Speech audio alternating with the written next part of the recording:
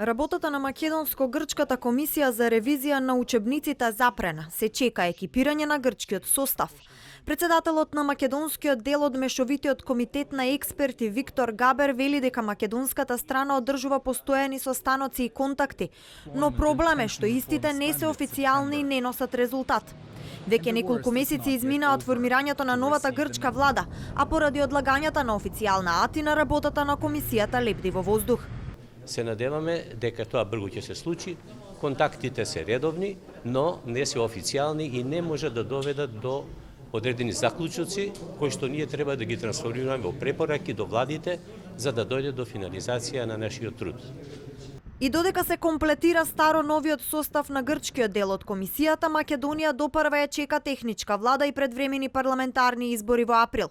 И покрај ова, Габер не очекува застој од страна на македонскиот тим, ниту пак потешкоти, како што е случајот со македонско-бугарската експертска комисија. Имаме договор подпишан меѓу две земји, ратификуван во двата парламенти и поднесен, односно представен пред Обединетите нации, каде што е ставен печат и на Обединетите нации. Тоа значи било која влада да дојде и таму и ваму мора да ако тој договор примени затоа што е сериозен меѓународен субјект.